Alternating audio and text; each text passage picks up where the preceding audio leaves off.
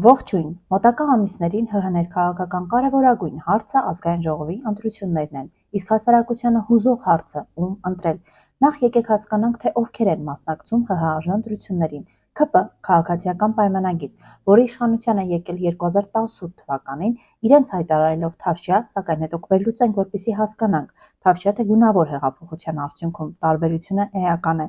ՔՊ-ն պահանջեց պողպատե մանդատ, որը փաստացի օգտագործեց Հայաստանի ժողովրդի և պետության դեմ։ ՔՊ-ն հայտարարեց, որ Արցախը Հայաստան է և վերջ, այնուհետև շատ կարճ ժամանակ հետո ոչ միայն հերքեց ինքն իրեն, ասելով, որ Արցախը Ադրբեջան է, այլ նաև սկսեց արգելել Հայաստանում օգտագործել Արցախ բառը։ ՔՊ-ն պարտվեց պատերազմը, այնուհետև հայտարարեց, որ կարևորը մենք մեզ պարտված չհամարենք։ Մի խոսքով, արեց այն ամենը, ինչի անգամ 10%-ը, եթե յուրաքանչյուր այլ երկրում, յուրաքանչյուր այլ իշխանություն աներ, անգամ մեկ օր չէր մնա իշխանության։ ՔՊ-ն ոչ միայն շարունակում է մնալ իշխանության, այլ կալանավորում է սրբազաններին, հաթաթա տալիս լրագրողներին, հետապնդում ընդդիմադիրներին։ Նիկոլ Փաշինյանն էլ ամեն օր մի բար է ուտում, մեզ ամենաառավոտյան սրտիկներ ուղարկում և անխոչնդոտ շրջում Հայաստանում։ Որոշակի միջադեպեր լինում են իհարկե, բայց այդքանից հետո դա էլ չլիներ։ Ամենատարօրինակը սակայն այն է, որ ՔՊ-ն դեռևս ունի աջակիցներ, չնայած դրան հասարակության լայն հատվածներ չեն վստահում քաղաքացիական պայմանագիր կուսակցությանը և նորից առաջանում է նույն հարցը՝ չենք ուզում ընտրել Նիկոլ Փաշինյանին, բայց ում ընտրել։ Հայաստան դաշինք։ Այստեղ իրավիճակը մի փոքր այլ է։ Ռոբերտ Քոչարյան և ՀՅԴ ուժ, որը 2018 թվականին կողմ քվեարկեց Նիկոլ Փաշինյանի վարչապետությանը, կոալիցիա կազմեց Նիկոլ Փաշինյանի հետ, այնուհետև դուրս եկավ, այնուհետև գեներացրեց մի շարք փողոցային պայքարներ, որոնց արդյունքում հասարակությանը հիասթափվեց մի քանի անգամ, քանի որ չստացվեց և արդյունքի չհասան։ 2021 թվականին խոստացան հասարակությանը, որ գնում են ազգային ժողով Նիկոլ Փաշինյանին հեռացնելու օրակարգով։ Գնացին ազգային ժողով, Նիկոլ Փաշինյանին չհեռացրեցին, ասացին, որ չստացվեց։ 2026 թվականի ընտրություններին մասնակցում են նորից և նորից հասարակության մոտ անվստահություն է և հարց՝ ում ընտրել։ Ուժեղ Հայաստան։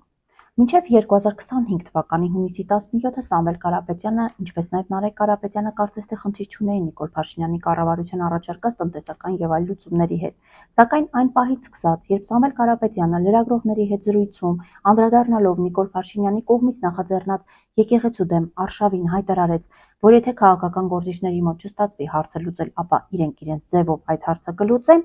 ինչի պատճառով հետապնդվեց Նիկոլ Փաշինյանի իշխանության կողմից, այդ պահից սկսած Սամվել Կարապետյանի ընտանիքը լծվեց ընդդիմադիր պայքարին։ Նախ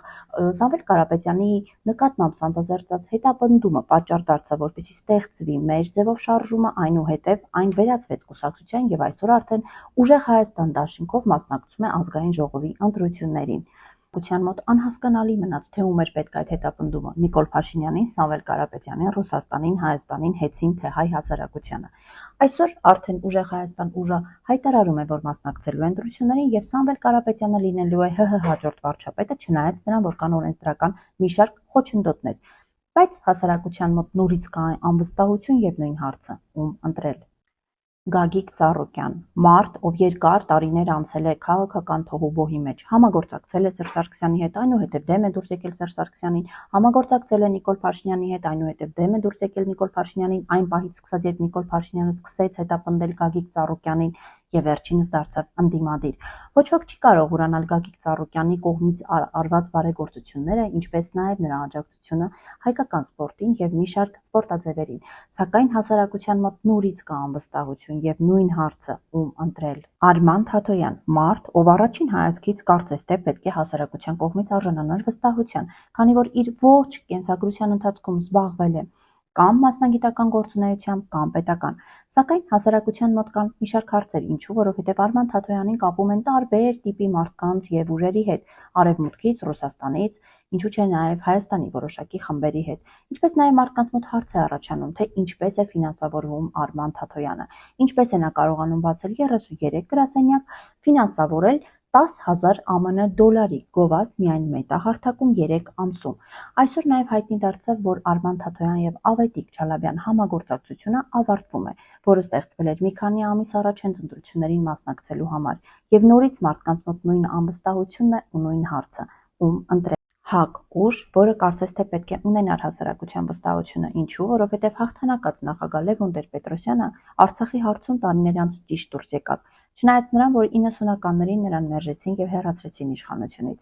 Այսօր Լևոն Զուրաբյանը մամուլի ասուլիսի ժամանակ հայտարարեց, որ իրենք միակ ունակուժն են, որ կարող են Հայաստանին բերել իրական եւ ինքնիշխան խաղաղություն։ Փաստացի այսօր երկու ուժ նախընտրական քարոզարշավը կառուցում են խաղաղության շուրջ։ Սակայն հասարակությունը նորից չի վստահում ՀԱԿ-ին եւ առաջանում է նույն հարցը՝ ում ընտրել։ Գուրգեն Սիմոնյան, Շնորհապետական կուսակցություն, որը ունի բավականին աջակիցներ, երիտասարդ գիտնական Գուրգեն Սիմոնյանը ունի բավականին կիրթ եւ գրագետ խոսք, ինչը լավ է, սակայն մյուս կողմից հասարակության մոտ առաջացնում է անվստահություն, քանի որ հարց է առաջանում, ինչու է այս կիրթ գրագետ երիտասարդը զբաղվում քաղաքականությամբ եւ ինչ գործ ունի քաղաքական բոստանում։ Ինչպես նաեւ վերջին շրջանում տարածվում են մի շարք լուսանկարներ, որտեղ Գուրգեն Սիմոնյանը տարբեր մարդկանց հետ է, նրանք կապում են Նիկոլ Փաշինյանի, ինչպես նաեւ սորոսական որոշ շրջանակների հետ։ Նաեւ Գուրգեն Սիմոնյանի շուրջ հավաքված որոշ մարդիկ վատ են անդրադառնում նրա ռեյտինգի վրա, հասարակության մոտ նորից առաջացնելով անվստահություն եւ հարց՝ ում ընտրել։ Այս պահին հայտնի է, որ Հանրապետական կուսակցությունը չի մասնակցելու ընտրություններին, Ապրելու երկիր կուսակցության մասնակցության ձևաչափը հայտնի չէ, իսկ մնացած բոլոր հիմնական դերակատարներին ես անդրադարձա։ Ընթացքում, եթե լինեն ուժեր, որոնք հավանականություն կա, որ կանցնեն գոնե մինիմալ անցողիկ շեմը, ապա նրանց նույնպես կանդրադառնամ։ Ում ընտրել հարցն առաջանում է նաև ինձ մոտ, հետևաբար այսուհետ ամենօրյա կտրվածքով կանդրադառնամ քաղաքական ուժերի առաջարկներին, ցուցակներին, ծրագրերին եւ միասին կվերլուծենք, որպեսզի հասկանանք արդյոք նորից խաբում են, եթե խաբում են ինչ չափով եւ ինչ կերպ։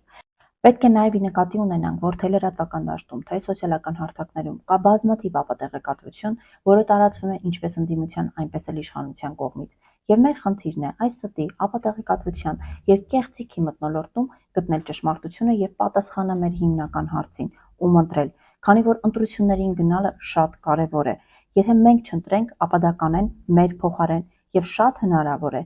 մեր դեմ եւ մեր հաշվին։